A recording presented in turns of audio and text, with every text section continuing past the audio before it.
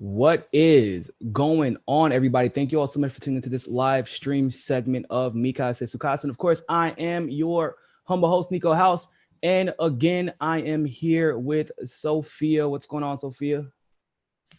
Nothing much. We have a lot to discuss today. Yeah, as a lot of you have probably figured out, we're starting a little bit late today, but there's a good reason for that. I don't know if you all heard this morning, but Elizabeth Warren did finally release a Medicare for All plan. And listen, y'all, Elizabeth Warren has had this habit of taking other people's plans and significantly watering them down. And so if you were expecting there to be a different result from Medicare for All, you shouldn't have expected a different result. I don't know why, because clearly she's done the same thing over and over and over again, and Medicare for All is no different. So Elizabeth Warren dropped her plan today. Sophia was kind enough to send it my way, and we've been combing through it for a couple of hours this morning. And I want to go ahead and read to you just a little excerpt of Warren's plan. I always have to put quotation marks around Warren's plans because it's generally isn't really Warren shit. It's not. It's usually not. At least the framework of it usually isn't Warren's. So, I just want to read to you a little bit of what her plan says. It talks about. Oh, give me a second. Let me scroll back up. Where are you at? Where are you at? I lost my spot. I scrolled down by accident. Okay, here we go. So it talks about starting with the Medicare for All Act, which I co-sponsored. That's not your bill, but okay. The bill provides a detailed proposal for how to achieve our goal. But as economists and advocates have noted, the legislation leaves open a number of key design decisions that will affect its overall cost. And the bill does not directly incorporate specific funding revenue measures. While much of this ambiguity results from the reasonable choice to delegate significant implementation discretion to the executive branch. Oh, I get what they mean. They mean leaving it up to the Department of Health.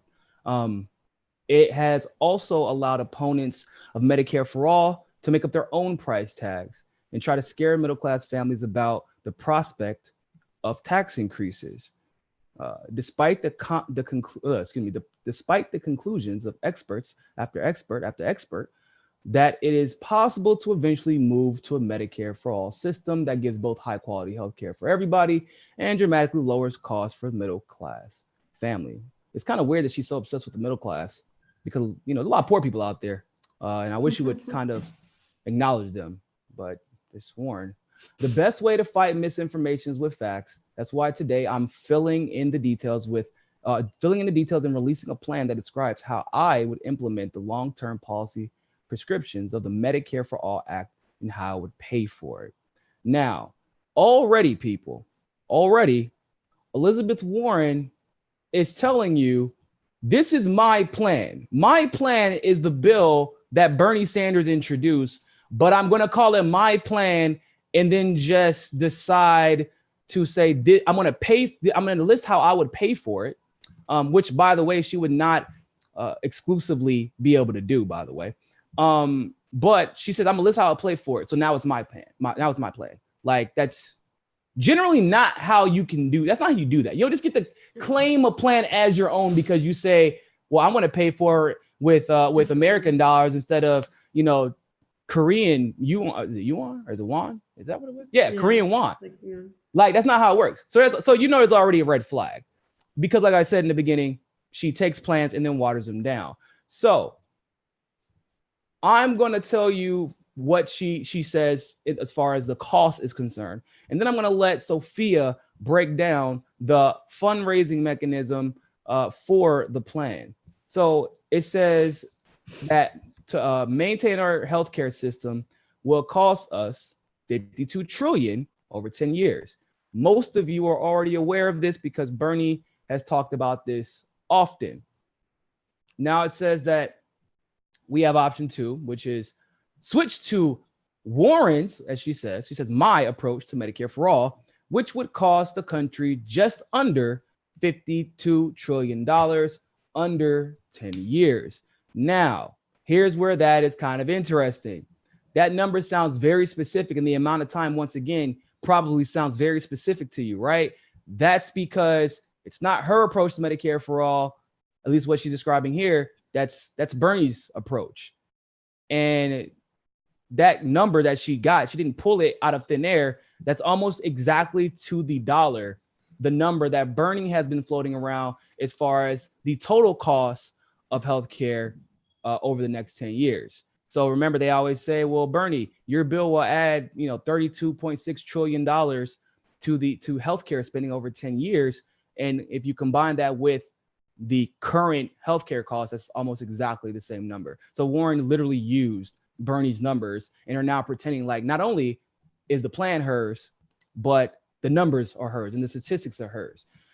But she interprets them a little bit differently. So Sophia, can you break down really quick some of the ways that Elizabeth Warren plans on funding this plan?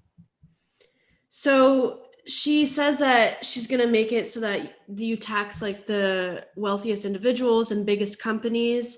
But there's an article that just came out today, and it's from People's Policy Project, and it's called Warren's Perpetual Medicare Head Tax is Unworkable and Bad.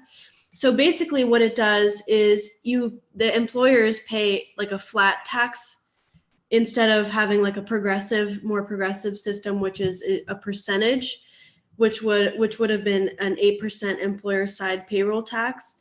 Now it's just going to be a $9,500 employer side head tax, and that makes it so that the earnings are just the same for every single. Oh no! We need to clear $9,500 overall or $9,500 per employee. Per employer, yeah, per employer. Per employee. Yeah, per employer. Because the employer is the one that's paying this. Yes. Yeah. But I thought and it was $9,500 per employee. No, it's for the employer, which is why it's so ridiculous, because it's saying that employer taxes paid will be $9,500 if you have like two workers, right? Let's say you have two workers, and then you have one worker. This is the example that they're giving in the article. You have one worker that makes $15,000, another that makes $200,000. If you had the payroll tax, you'd be deducting 8% from both of those. But that's a totally different amount than $9,500. One would be $1,200 that you're deducting. And then for the higher income, it would be $16,000. So you're losing so much revenue by just having a flat tax. Just like if you had a regular flat tax for everyone rather than having a progressive tax system, you would have the same problem, which is you don't get enough revenue from that. And it's hurting the people who make lower income. Because that's 63% of that person's income is going to their healthcare costs. And that's what their employer is taking away from their income. So now, Warren did Warren say that she said over 50, if you have over 50 employees. Yeah. So if you have less than 50 employees, this won't apply to you.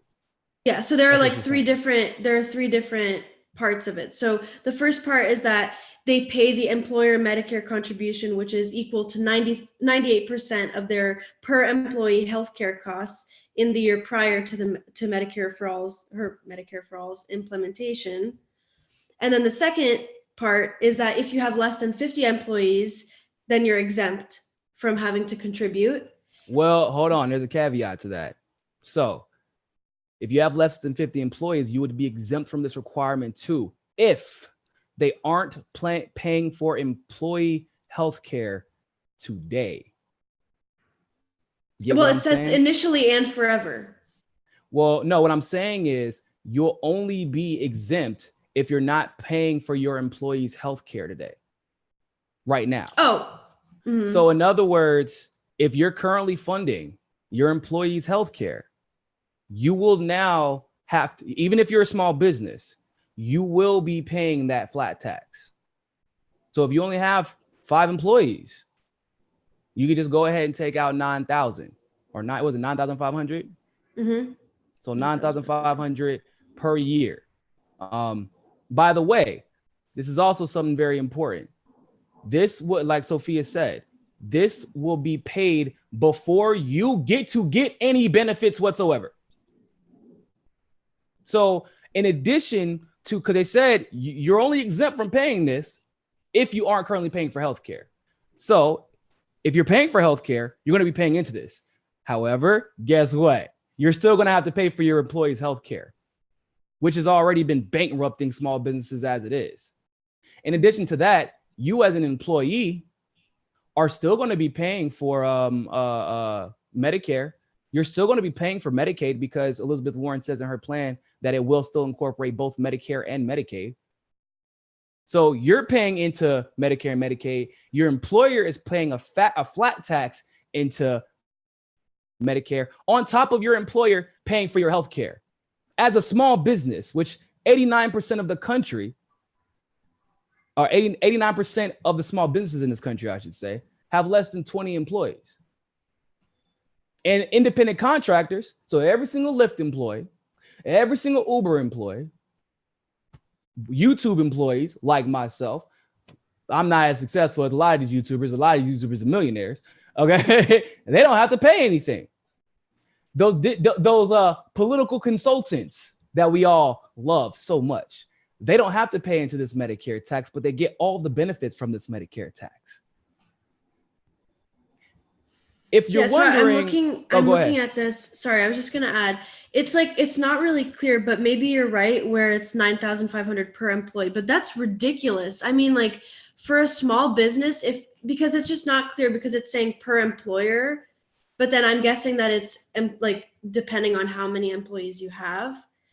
Because here it has a graph where it's looking at the progressive 8%, right? Based on each worker's income versus the 9,500. So I'm assuming, I guess it is per employee, but that's absurd for those people who maybe they have like 51 people who they hire, and they're going to have to end up paying. Yeah. 10% of the country still has over 20 employees, right? And so when we're talking about like franchises, for example, which we don't consider like the McDonald's down the street or the Sonic down the street a small business, but a lot of the time those companies are owned by individuals that are part of a franchise, a larger franchise. So if you own a Chick-fil-A, which by the way, if you want to own a franchise of Chick-fil-A, you want to know how they're so good, they put their franchise owners through the ringer. You have to go from a janitor to a manager. And so you are a small business owner, essentially, although you belong to the Chick-fil-A brand. If you have over 50 employees, you're going to be paying for that healthcare. Or you can hire them as an independent contractor, and then you don't have to pay. You don't have to contribute. You don't have to to this. pay at all. Yeah. And that's a huge. Yeah, basically, yeah, you're correct. Yeah. And that's a huge issue because now you're just setting the system to be bankrupt because everyone's going to decide to hire their employees as private contractors. As independent contractors. You want to let them know. You want to let them know how long it will take to implement this plan. 10 years. 10 years, people. Out of curiosity, everybody, if you have diabetes, you got 10 years to wait for this plan to be implemented. I think so. And it's not even clear from what I've seen how she plans to work that transition. Like if is it going to be a public option for 10 years? Because that's everybody will opt in immediately. One, but as you're hearing the details of this plan, I think it's become pretty evident that this plan doesn't make sense from a rational perspective, right? Why would you have before we get to even touch a benefit, you're having employers, the small businesses, the ones who basically make up the middle class in this country, paying damn near triple, and employees double paying and then losing wages because the employers are going to end up having to pay more. So you know who's going to lose the money, like it's going to be employees, and then employees will not be hired. It doesn't make any sense. Then you tell them, you know how many independent contractors we have in this damn country? It's ridiculous. And it's usually the most wealthy people who need to be paying into the system for it to work. Mm-hmm. But she's exempting all of these wealthy people. So the logic seems to be, and then the 10-year transition with all of this. The logic seems to be that she is purposely trying to create an environment that would cause the ultimate failure of Medicare for all. Because under Bernie's plan, obviously, you know, there's only non-duplicative care and all that good stuff. So you still have a slither of private healthcare in that regard, as far as the supplementary side. But like we've said here before, on Bernie's plan, you could opt out of the Medicare for all network, which a lot of people do not understand is a big deal. Because, for example, Medicare for all right now pays only 1/3 what a private company would pay to a private practice or provider. Now, that could change, right? Obviously, they'll adjust pricing and things like that. But if I'm a private company, I'm thinking survival. I will pay you 5 times what Medicare for all can afford to pay you if I can get you to opt out of that Medicare for all network.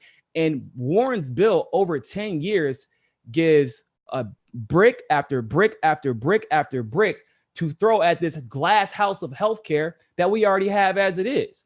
We need the process to be streamlined, affordable, and not put too much demand on the middle class and the small businesses, and puts more of the onus on the super wealthy and the corporations. But that's not what Warren is offering. Warren is literally leaving the plan wide open so that it will fail. And also not to mention that besides, you know, her plan being, I mean, it's hurting workers because it's hurting their wages, because their wages are going towards healthcare, towards a flat tax that's going to take away a lot of their income if you're on the lower bracket. And then second of all, you're incentivizing independent contractors. Yeah. I mean, it's just like the public option where it's designed to fail. Like there's really no other way to put it besides that and of course it would make sense because she even mentioned here, I've asked top experts to consider the long-term cost of my plan to implement Medicare for all over 10 years. Dr. Donald Burnwick, one of the nation's top experts in healthcare system improvement, who ran the Medicare and Medicaid programs under President Obama, and Simon Johnson, the former chief economist at the International Monetary Fund and professor at MIT. So you have to wonder if these people are approving her plan, there has to be some kind of motive, and it's not necessarily them caring about people. What did Tulsi say during that debate? She said, how can we can't keep putting our healthcare in the hands of the same people who've messed up our healthcare for so long. Like when she called out Kamala for working with Cybulus, who created the ACA, and she's working on Kamala's plan. So we have another former Obama official telling another corporate shill, oh, transition over 10 years. Oh, you know, make the small businesses pay most of it. Like people don't understand, like when you're talking about small businesses, once again, you're talking about the middle class. Like if there is, you know what I'm saying? Like there are small, super small businesses. And then there are small businesses like that would be middle class. And then of course, like the super wealthy, you have corporations. We need small businesses to survive because that's where our middle class oftentimes comes from. And if once again, if you're going to choke out the small businesses and exempt independent contractors, basically think of all the people you've ever disliked, like every wealthy person that you've ever disliked for the most part, that isn't a CEO because they get paid differently. Basically every person, the David Brocks of the world, the what's that damn woman's name? Oh, Jess McIntosh, former communication director for Hillary Clinton, Maya Harris, Kamala Harris's sister. All of those types of people are all independent contractors, and they would all get the benefit of this healthcare plan without ever having to pay into it. Their kids would get the benefit of this healthcare plan without the parents ever having to pay into it. This is the system that Warren wants to prop up, and people say that she's the second most progressive. People should be utterly ashamed of themselves for pretending that Warren is even close in the same field as other progressives in this race. So I want to move on. I'm going to definitely cover more about that plan, and Sophia will as well, as more details begin to roll out and we begin to see her waffle. Because like I said, just like everything else, I'm pretty sure she didn't read the damn plan. Somebody else probably typed that up for her, to be honest with you. So we'll definitely do that. But we got to cover this article that just dropped last night. It's Real Clear Investigation. So the same website for Real Clear Politics, but it's Real Clear Investigation. It's titled "The Beltway's Whistleblower Furor Obsesses Over One Name." Now, this is an article that I got from actually Rand Paul, who, when it comes to this type of stuff, is generally pretty good. So I figured I would take a look into it. This is what it says. More than 2 months after the official filed his complaint, pretty much all that's known publicly about him is that he is a CIA analyst who at one point detailed the White House and is now working back at the CIA. This is referring to the whistleblower who made all these accusations about Donald Trump on that phone call and all the people in Trump's administration. Now, since the name of this government official is fitting that description, Eric Ciaramella or Ciaramella. Charamella. Is it Charamella? Mm-hmm. A really weird name. Has been raised privately in impeachment dispositions, according to officials with direct knowledge of proceedings, as well as in at least one open hearing held by a House committee not involved in the impeachment inquiry. Fearing their anonymous witness could be exposed, Democrats this week blocked Republicans from asking more questions about him and intend to redact his name from all disposition transcripts. So this might be one of the last times you hear somebody cover this and hear his name involved. Which is funny because watching Democrats go out of the way to protect whistleblowers, now it's hilarious irony. It would be so sad. I would cry if it wasn't so funny. But this is the Democratic Party, the party of the corrupt intelligence community, which is, it's like I said, it's sad. And again, what kind of whistleblower would be able to just go back to working at the CIA? Like, that tells you just how accepted they were, like, exactly. and that's not a true whistleblower would never be able to return and would be chastised by the CIA. And so and it's funny that you mentioned that, because the article goes on to say, Real Clear Investigations is disclosing the name because of the public interest in learning details of an effort to remove a sitting president from office. Further, the official's status as a quote unquote whistleblower is complicated by his being a hearsay reporter of accusations against the president, one who has some indicia of an arguable political bias in favor of a rival political candidate. As the intelligence community inspector general phrased it circumspectly in originally fielding his complaint. Now, the federal documents revealed that the 33-year-old Charamella, a registered Democrat, surprise, held over from the Obama White House, previously worked with former Vice President Joe Biden and former CIA Director John Brennan, a vocal critic of Trump who helped initiate the Russian collusion investigation of the Trump campaign during the 2016 election. It's so crazy. These same names keep popping up. The only thing that would solidify that this is probably just another one of those Russiagate conspiracy theories by the same people is if somehow Adam Schiff was involved. Oh shit, Adam Schiff is the lead prosecutor in the impeachment inquiry. Well, that completes the damn triangle, doesn't it? For those of you who do not know, obviously we know Joe Biden's involvement in this entire situation.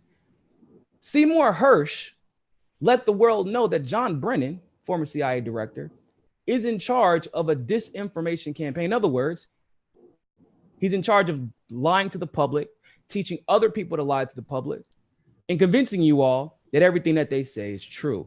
Okay?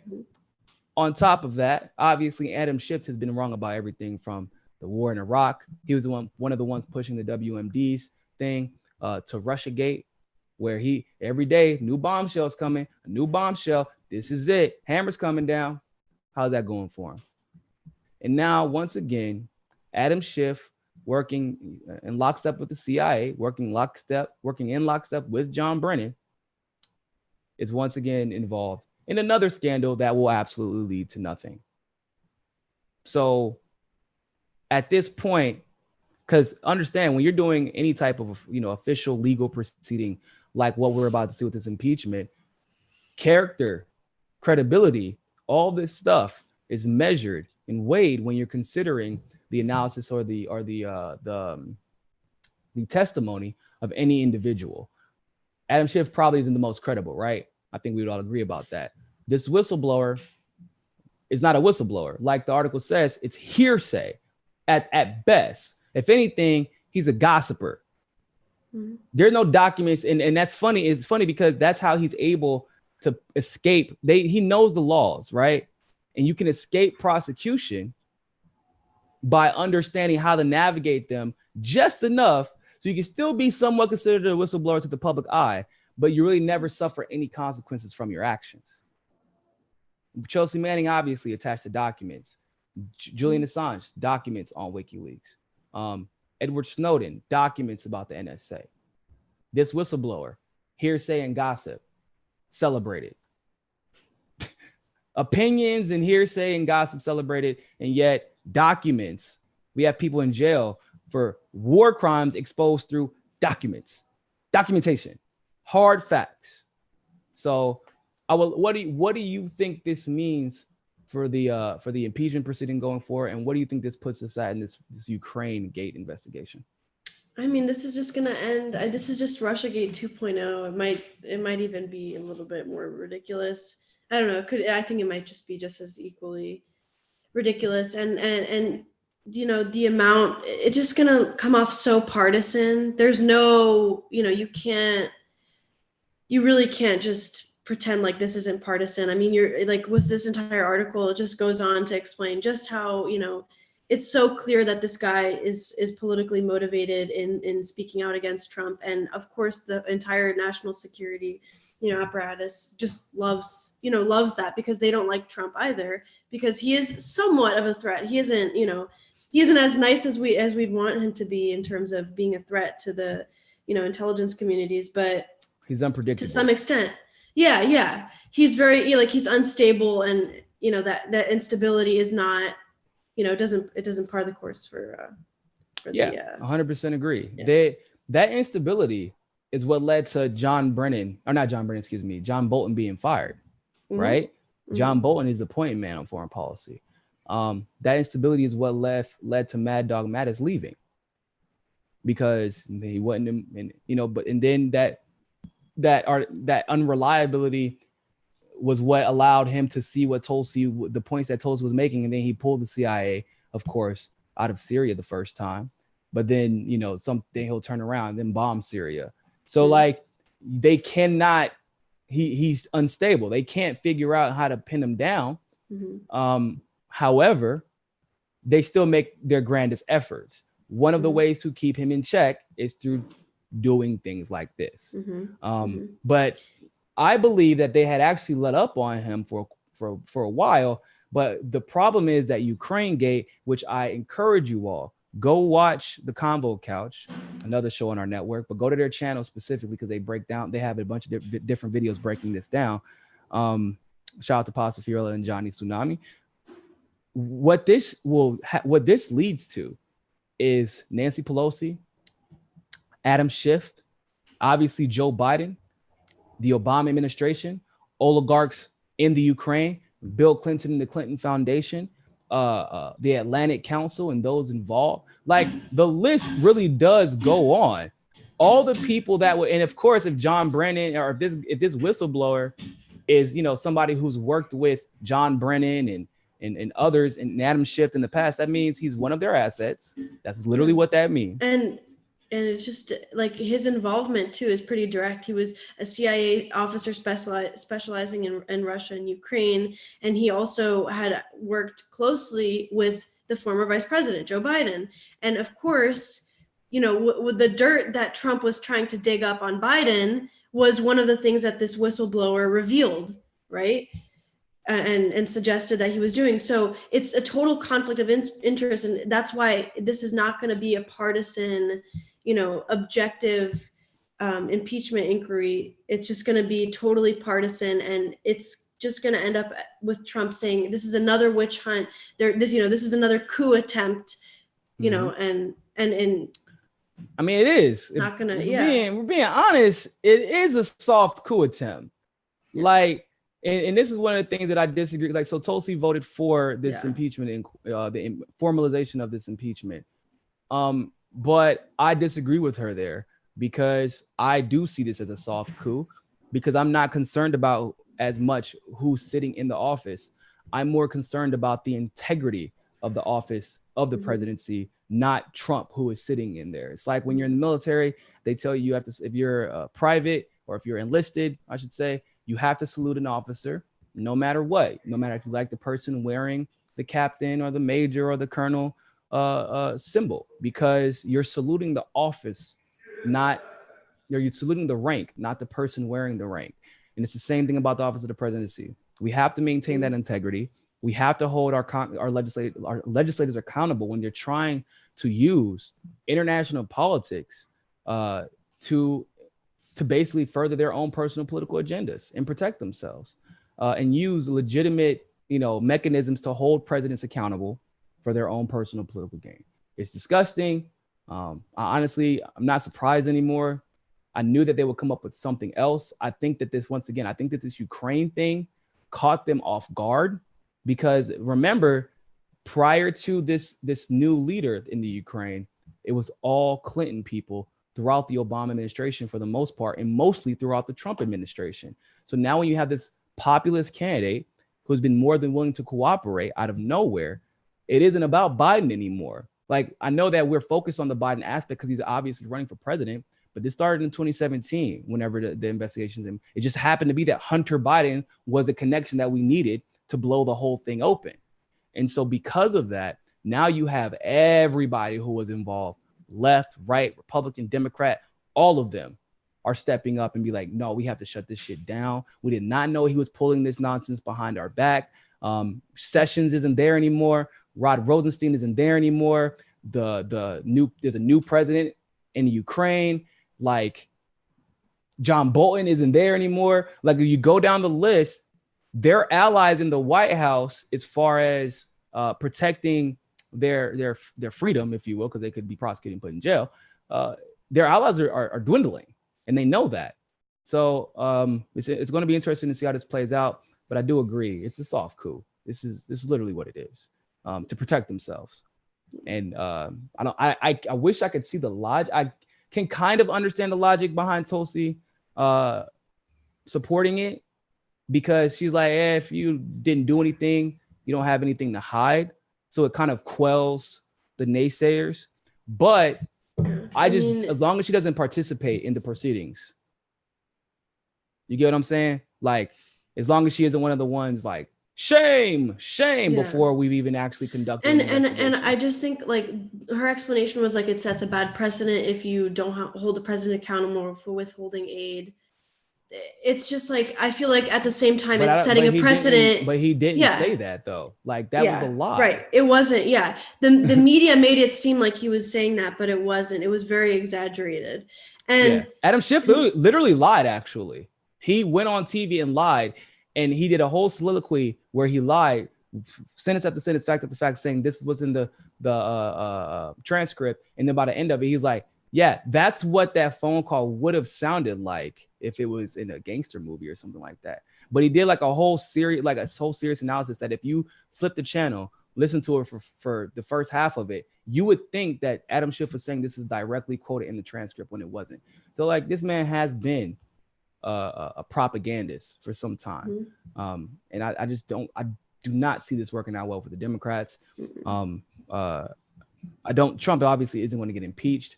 The Republicans in the House were lockstep. I think only 2 didn't vote, so none of the Republicans voted against it. So for me, that shows me that you can say that there are some senators who secretly want Trump out, but they're not going to do it, because you have to put that, you got to put it on wax, if you will. In other words, you got to put your name on that paper. And if you are unsuccessful, Trump will be campaigning in your state. and whoever your opponent is will absolutely win. That is a fact. We've seen it over and over and over again. So I want to move on to the last topic. Now, Tulsi, obviously, as most of you all know by now, has been vocally advocating for the 9/11 victims in various ways. Most recently, it's been calling for the transparency of basically everything that happened in 9/11. I don't think that's a really ridiculous request. That, hey, we have some victims, people were attacked, countries were involved. I don't think it's controversial to say we should have transparency in that regard. She went on Tucker Carlson to have a conversation with him. And the conversation consisted of her demanding transparency, figuring out if Saudi Arabia, how involved they were, figuring out if we encourage it in any way, getting justice for those families. The families actually went on to Tucker Carlson as well and said that Tulsi is the only one that has stood up for them. The only one, the only candidate, the only one. That's insane to me. And as crazy as that whole situation is, I want to actually focus on something a little bit different. Sophia, what does it say when we know that 9/11 happened under a Republican president? WikiLeaks, as far as the Middle East was concerned, and all the events that happened after 9/11 exposed a Republican-dominated government. If Tulsi is successful, it will expose a Republican president. Fox News is a conservative news network. Why is it that this story of a Democrat speaking up from victims of a terrorist attack is covered by Fox News, a conservative outlet that worshiped the ground that George W. Bush walked on? Why is it that Fox News is covering this and MSNBC and CNN are not? How does that make any rational sense? It makes no sense too, because if, let's say, Tulsi's resolution does get passed, right? And then it goes to, Trump. I guess they would have to introduce it in the Senate.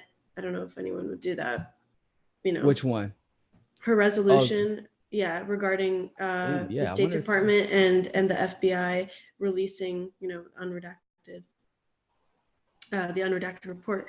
But let's say it does go to the president, it could potentially also hurt Trump, who who Fox News worships most of the time. Tucker's probably the only one who's critical of him. But she called out Trump for not releasing those documents, so it would hurt Trump too. It would, So to me, it makes really no sense. I really don't understand how Tucker is able to be so critical of Trump at times and critical of foreign policy. I really don't understand. And also, it's also helping Tulsi, a Democrat, at the same time, for them to say, she is the only presidential candidate, including Trump, that is speaking the truth here, and that she's the only one who's standing shoulder to shoulder with these victims.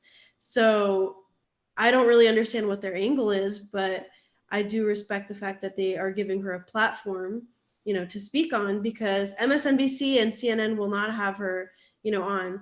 I know that Ali Velshi, I believe his name is, on MSNBC. He had her talk about this just briefly. She didn't really get to go into as much detail as she did with Tucker, but they're not going to, it was funny too, because I was watching the interview and a Boeing ad came up right before it. So it's very doubtful that they're gonna watching the Tulsi interview. Yeah. With Fox News. No, with MSNBC, with that Ali Velshi one. So it's doubtful that they would, and Tulsi specifically called out, and this is because of the power of the military industrial complex, and as well as obviously Saudi Arabia and, a lot of the think tanks that they have in Washington. But it kind of proved, her point when on MSNBC you had that ad pop up. It's no wonder we're selling weapons to Saudi Arabia. She can't, they're not going to let her actually speak the truth about that. Or if they do, they're going to treat it as some conspiracy theory. But yeah. Yeah, it seems like, and she went on, I think she went on multiple times, at least twice now. I think she went when she had the initial press conference, and then she went back on to discuss this. And then they even had the victims on to discuss this. Fox News did. Tucker Carlson specifically did. And those were the two men at the 9/11 press conference. Those were two of the, And so what I'm worried about the state of affairs, I guess is my point. When Tucker Carlson, because we live by this whole moniker, never forget, never forget, never forget. That's what they always say. On 9/11, everybody sends out their really sweet tweets. You know, everybody sends out their hopes and their well wishes and their thoughts and their prayers to the victims of the family. We also have no problem paying for every single military conflict that started since 9/11 and arguably was given a mandate. You know, these executives were given mandates to initiate these conflicts because of 9/11. I think many would argue via the AUMF and other legislation like that. What the hell does it say about the state of our nation when we can't continuously say never forget, never forget, never forget? And I'm gonna be real with you. I'm terrified to look at the number of co-sponsors for that resolution. I'm terrified. The reason why I'm terrified is because I doubt that any of the progressives co-sponsored it. If none of the progressives co-sponsor legislation to ask for transparency, these are the same ones who will demand that we do an impeachment inquiry for transparency for some bogus nonsense with Trump. The same ones that will demand we release transcripts of a private phone call between the president and another world leader about how they wish to go about conducting a potentially criminal investigation, which, popular opinion, Trump has full right to do. That's how diplomacy works. I don't know what to tell you guys. He's a world leader. He's a head of the state. He can do that and should not have to worry about people using political bullshit to try and, to undermine those types of phone calls and those types of deals, especially if they're not against the interests of the American people. And what Trump was doing with Biden in that investigation was not against the interests of the American people. And some would even argue that it was actually for the interests of the American people, depending on which side of the fence you sit on. So we have the same progressives gaslighting us over this impeachment nonsense, claiming transparency. We have to have transparency. The same ones that will, of course, say, never forget, never forget. We just, 9/11 literally just passed. Never forget. Everybody sends out the beautiful tweets. And when Tulsi says, let's demand transparency, where are the co-sponsors at? I mean, I haven't looked at the resolution, so I can't say. I was just gonna look at it right now. I can't say because it's gonna be really disappointing because I think it's been 2 days, right? Since. So I don't even want to, because it's going to show you, it's basically going to be whose name isn't there, right? And depending on whose name isn't there, who's fearful of that. There's 0 co-sponsors. You just checked? Yeah. Oh man, for real? Yeah. Oh man. So in other words, either everyone is clueless and has no idea, or they're too scared and too afraid to co-sponsor this. So in a grander scheme, what does this mean? If you won't co-sponsor or even we have it's like literally 10% or something like that of our senators are literally running for president right now. It's because there's not that many. If you're talking about the Democrats, I mean, and there's 40? How many Democrats are there? 50. Like 42? What? Oh. In the Senate. In the Senate. Is it like 32 or 42 or something like that? It's like just under half of the Senate is Democrat. They have enough to filibuster though. So I would say, actually that would be about 20%. So if like 5 of them are running, it's like 20% of the Senate of the Democrats are right here on the stage. And again, I mean, it's telling because those families had contacted the other presidential campaigns, which means that they probably contacted the senators in the race and they did not do anything about this. So you had a chance to work alongside Tulsi and introduce a joint resolution to do nothing other than just tell the truth. Nothing insane. How much did these foreign powers, how much did they invest in them, in this attack? What were the motives of this attack? Did they have any links on American soil that helped them facilitate this attack? What is difficult? I cannot fathom the difficulty of transparency to expose a foreign nation and any agents who help the foreign nation attack us, for transparency for that event that has literally left us in wars that have expanded to damn near 2 decades long. What the fuck is so hard about that? This is why it is very difficult for me to take anybody seriously who tries to pretend that there is anybody who is braver than Tulsi, anybody who has the gall to challenge the military industrial complex like Tulsi. Everybody is paying lip service. I don't give a damn who your favorite, AOC, Ilhan Omar, Rashida Tlaib, Ayanna Pressley, even Jayapal, and I like Jayapal, Ro Khanna, all of these progressives, Bernie, Warren sometimes every now and then when she says it. All of these progressives who are sitting in front of you every day telling you they're going to fight for this, they're going to fight the system, they're going to tear the system down. We're here to fundamentally change the system, but on an issue that should be very black and white. There's no gray when it comes to this type of transparency. But on an issue that's very black and white, you can't even fight the system there.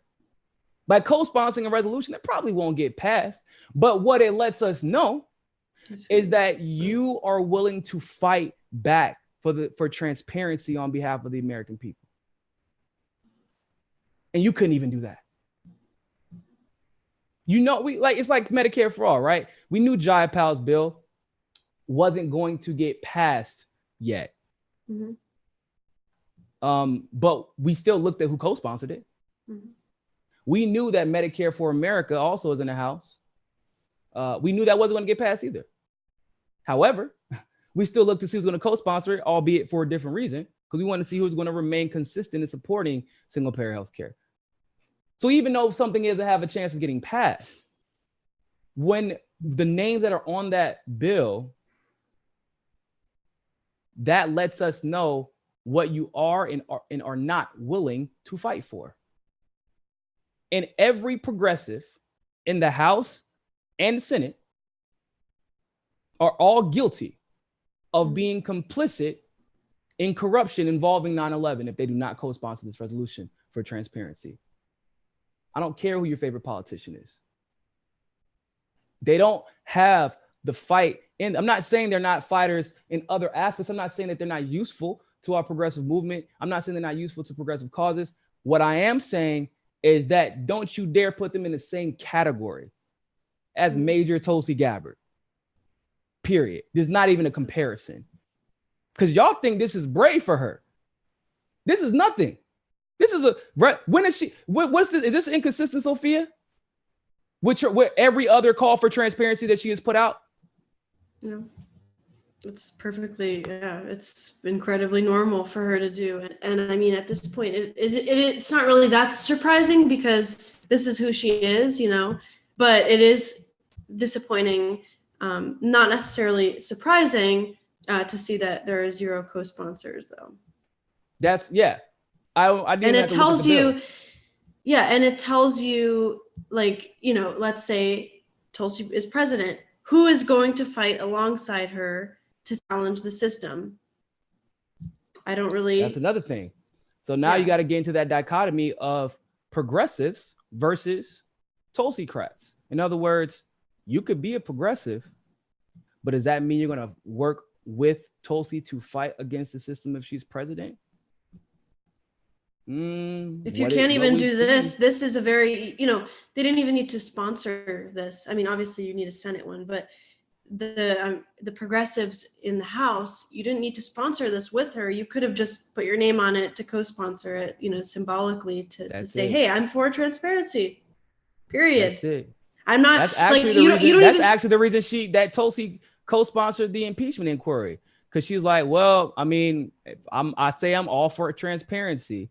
I strategically don't like it, but from her perspective, once again, it's consistent. She was the same with the Russiagate investigation. She was like, that's probably bullshit, but you know, transparency. This is the president, and if we're talking about things that aren't, you know, top secret, then I'm all for transparency involving the president. Even, and you know what's interesting is this entire resolution is just focused on urging the release of information regarding the attacks. That's it. It doesn't even say Saudi Arabia within the resolution here. Not one word does it, you know. So there's no excuse. There's really no excuse. Literally, it's a transparency resolution. That's literally all it is. It's not saying, to release the information of Saudi Arabia's potential involvement or whatever. It's just saying, release this information. And the final thing I'll say about this is, what do you have to hide? What are you working so hard to hide? A lot of people laughed at Mike Gravel. And it's funny because all he said was that Building 7 was a demolition. Guess what? The University of Alaska absolutely proved that this is true. The University of Alaska, not Niko House, not Sofia Zadavar, not Pasa Fiorella, not Johnny Tsunami, not, you know, Kyle Kalinske, not Jimmy Dore. No. This is the University of Alaska, one of the best engineering schools in the country, that had findings so conclusive that there's a lawsuit in the federal court right now for the same thing that Tulsi is pushing for in her resolution. So what do you have to hide that is worth your credibility, that is worth your integrity? What is it that scares the hell out of everyone in the legislature when it comes to asking for transparency, not only for the victims, not only for the victims' families, but for the American people who have placed their trust in this government to do the bare minimum, which is act within the interests of the American people. That's the bare minimum. And we deserve an answer. And it's become more clear now than ever that what Mike Gravel said, and I've always said that too, because I'm not really delved into the 9/11 truth or whatever you want to call it. I don't like calling it that because people take it with a negative connotation. But I've never dealt too deep into it. But when Mike Gravel said it, it really made me think like, man, I need to look more into this, because Mike Gravel don't say anything without doing a significant amount of research himself. And of course, the teens hid that. They didn't want to advertise that interview because of that. Yeah, too. They didn't want to advertise it, and they were wrong for that. And I actually told them that, because this is the same man. Like, if anyone who has seen the dark side of the United States government, wouldn't it be the man who released the Pentagon Papers, just for curiosity? And Mike Gravel was that man. So that is the last thing I'm gonna say about that. What do you got to hide? Like, that's it. What do you have to hide? So, Sophia, you sent me an interesting article this morning. Let me see if I can find it again. You sent me an article from Reason about the election in New Hampshire. Do you have the article pulled up, or you want me to read it? Yeah, I'm pulling it up right now. It was, Tulsi Gabbard rising in New Hampshire polls thanks to Republican support. And I thought this might be like a more negative article, whatever, criticizing her for daring to have Republicans on her side too. Pause that thought. Only when referring to Tulsi will we immediately think that saying that you can appeal to Republican voters, that you have crossover appeal, would be a negative article. If that was Biden or Warren or even Bernie to a degree, we'd be like, oh my God, that's such a great strategy. Yeah, we definitely should make sure we have crossover appeal. But with Tulsi, we're like, oh man, they're about to smear her.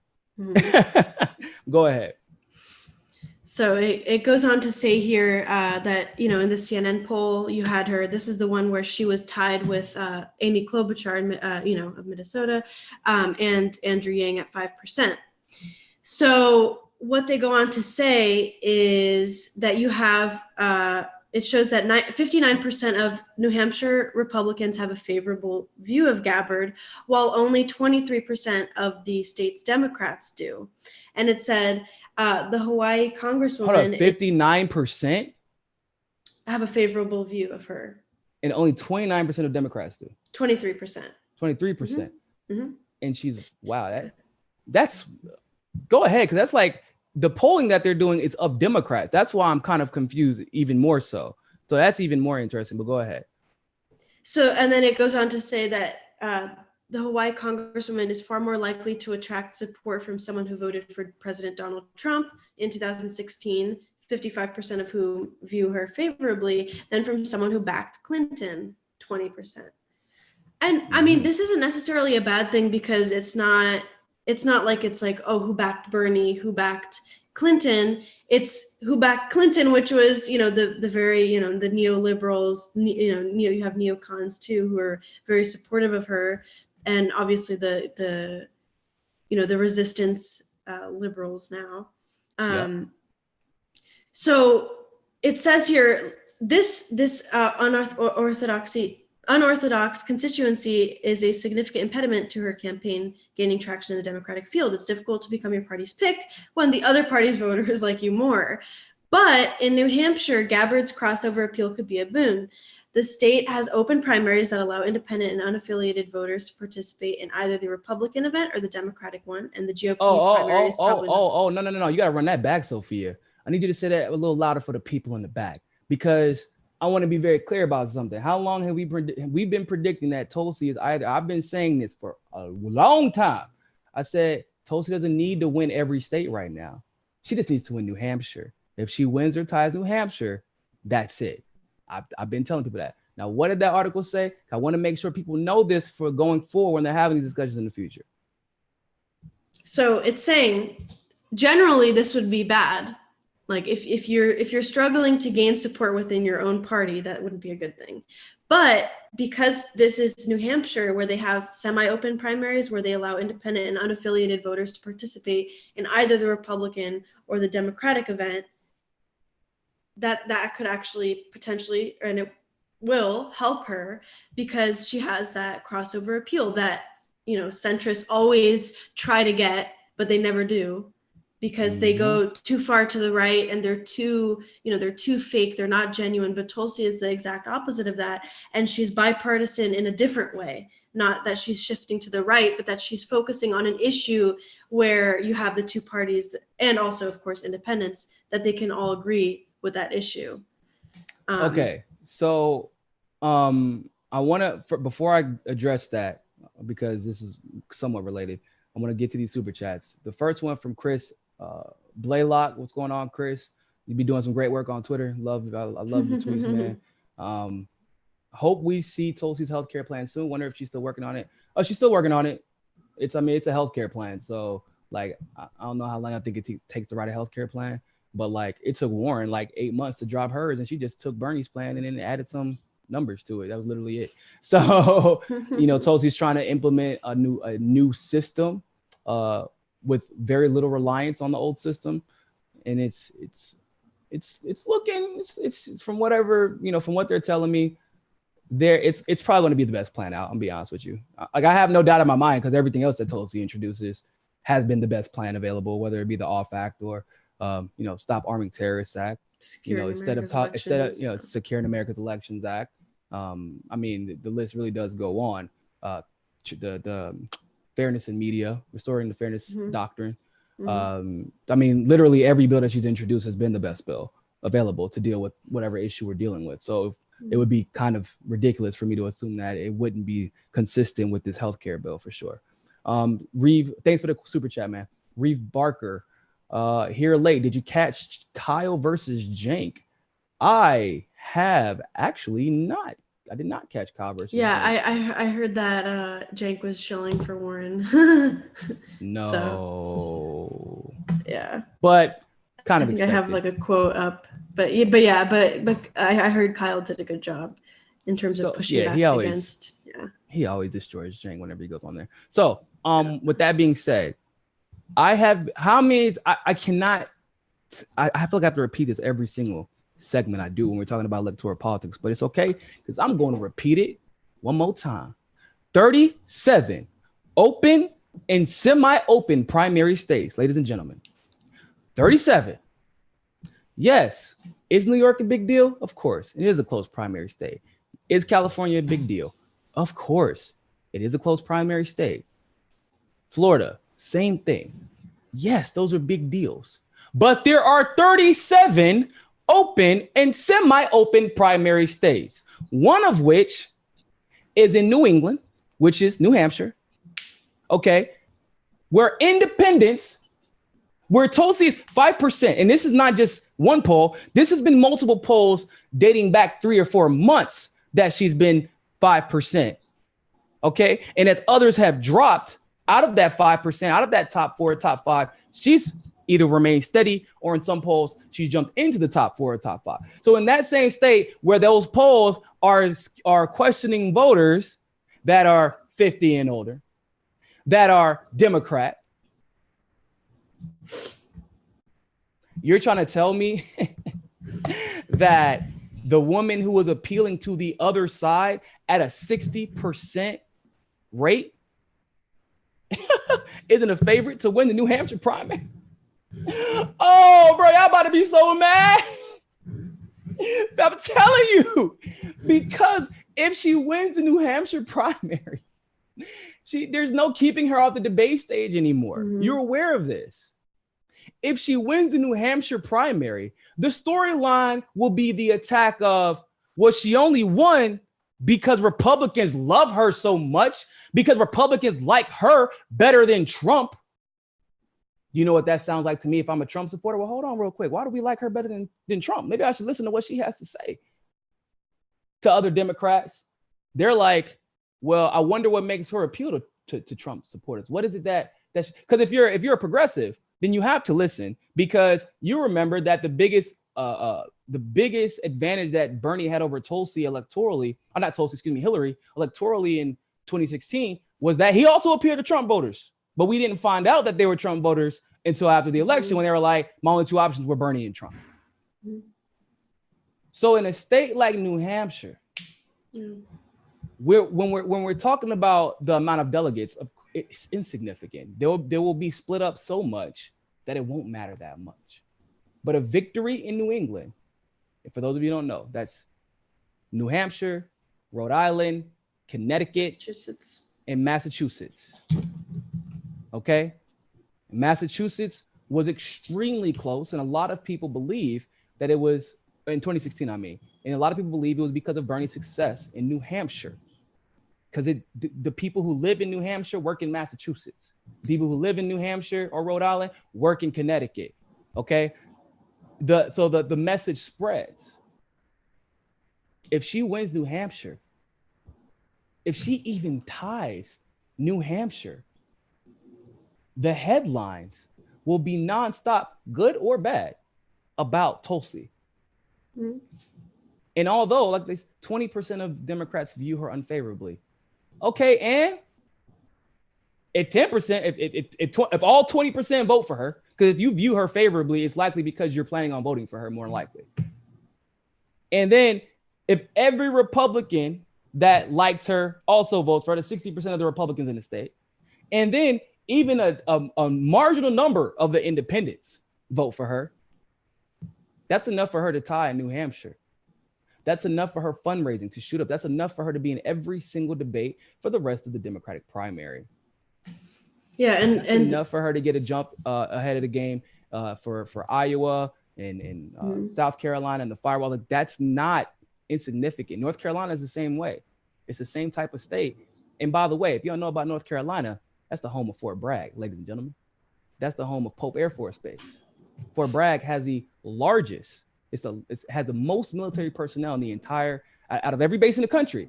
It's like 60 or 70,000 people in Fayetteville are at Fort Bragg, are military.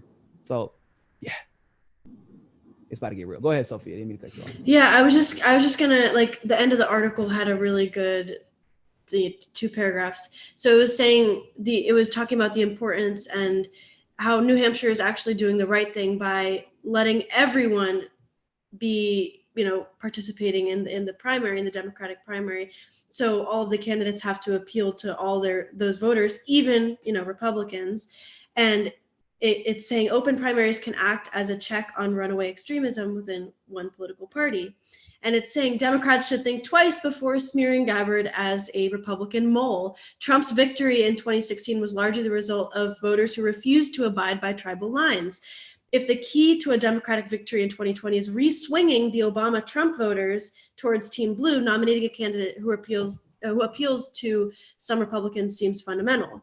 And that's the whole thing that you were talking about, how you had those people who, voted for Obama twice, then voted for Trump. You have people who supported Bernie, but then they ended up voting for Trump in the general.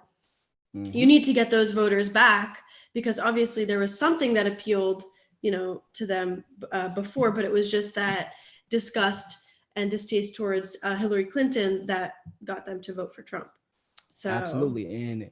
And let's be clear about something. And this has been kind of a consistency throughout history.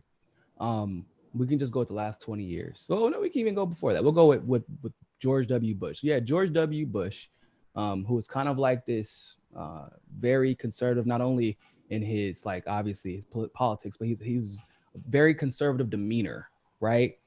Older, not a slick talker, very straightforward kind of guy. And then relative for the politics of the time, you end up with the opposite. You end up with Slick Willie, very next president.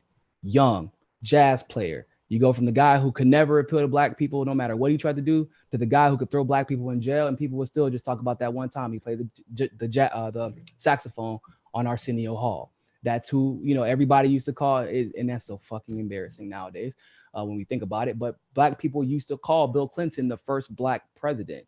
That is not an exaggeration. That was a real thing. So you get the opposite, right? So then what happens next?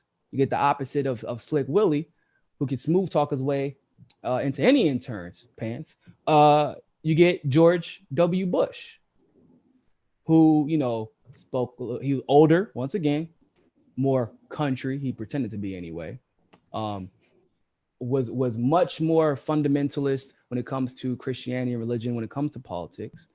And then, of course, you got the next president, obviously, was the complete opposite of George W. Bush. Once again,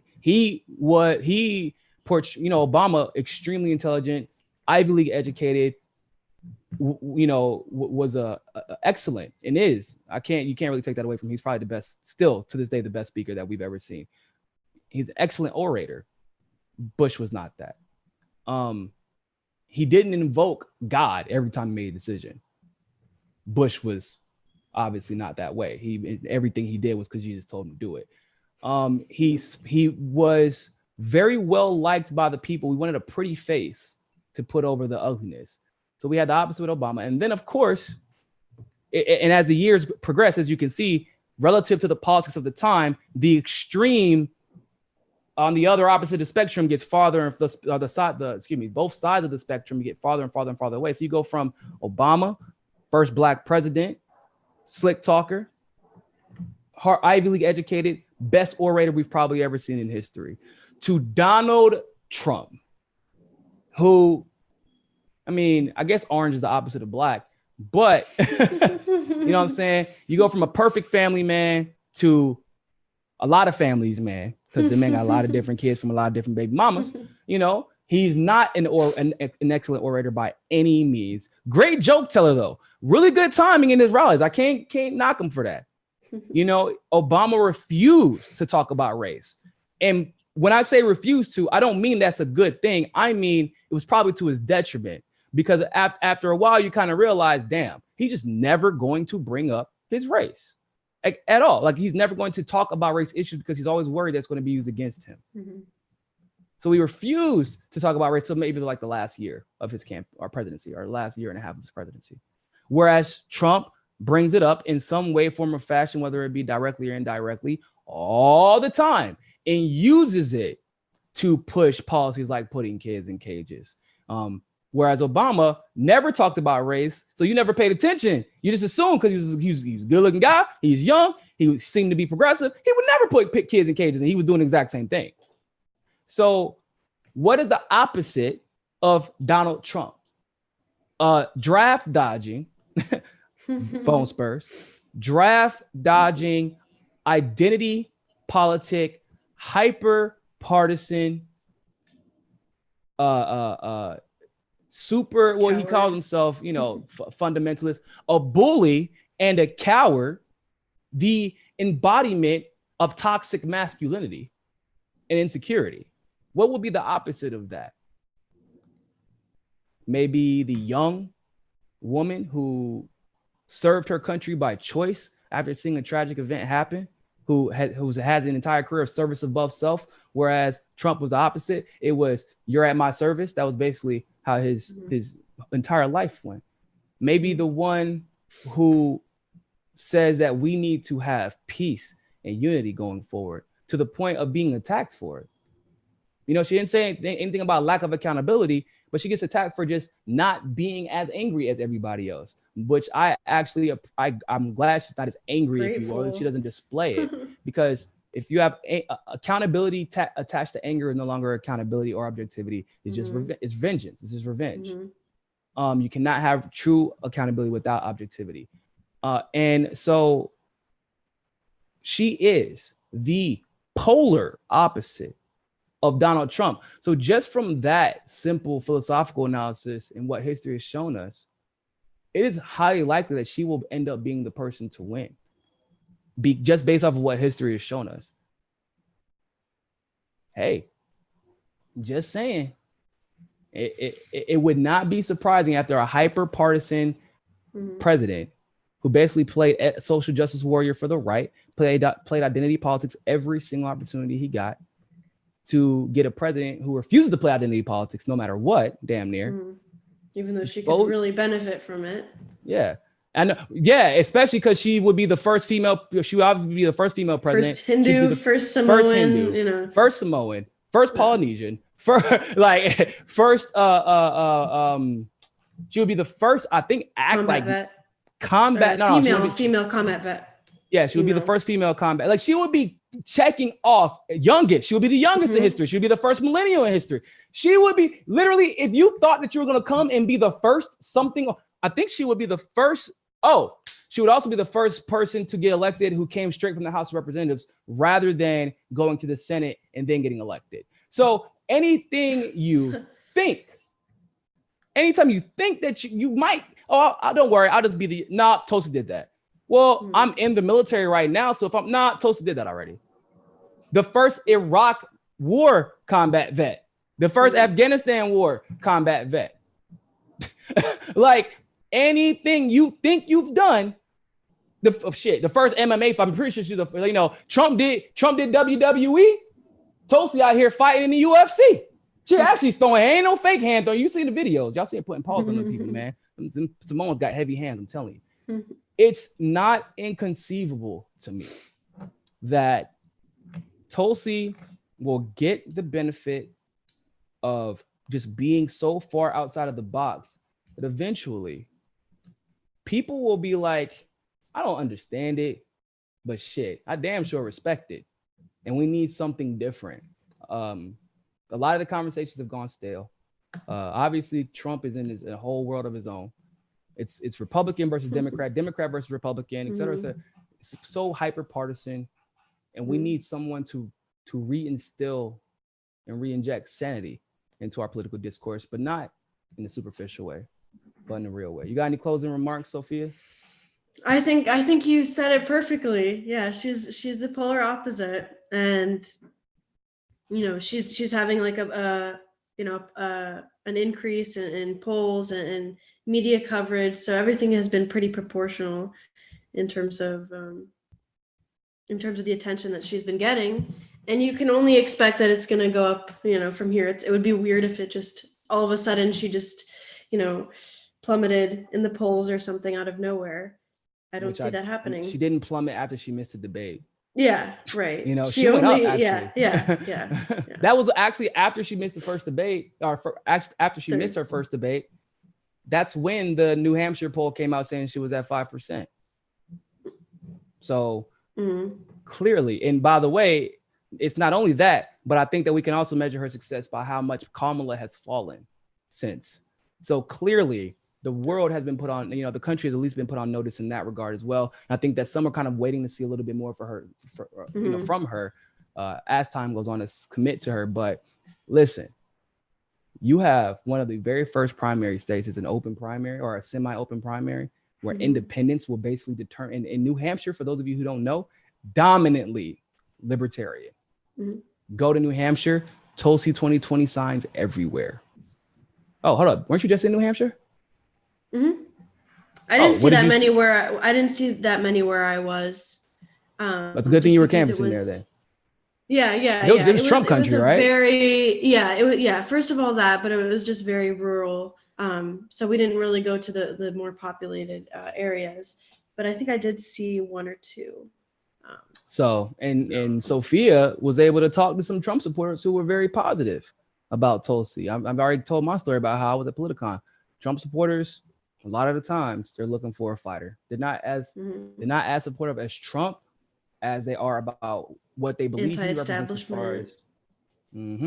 That's it. So that being said, ladies and gentlemen, thank you all so much for tuning into this live stream segment of Mikasa Sukasa. Don't forget, if you could not watch or if you could not do a super chat here, you can go to qbounty.com, QBOUNTI, to ask us a question and get your own, video response. If it's something that's a little bit more complicated, you just click on my name, you'll see it, qbounty.com, QBOUNTI.com. And obviously follow Sophia on Twitter at Sophia X Zaldivar, right? I said that right. And of course, you can follow me on Twitter as well at Niko, NIKO CSFB, not NICO. For those of you who continue to tag me and will still spell my name wrong. I'm telling y'all, we got to get this together. Y'all, the American education is already looking bad. If y'all can't get 4-letter words spelled correctly, other countries are really going to be laughing at us. So as if they are already laughing at us. And other than that, ladies and gentlemen, always remember more than anything else, find your balance. Peace.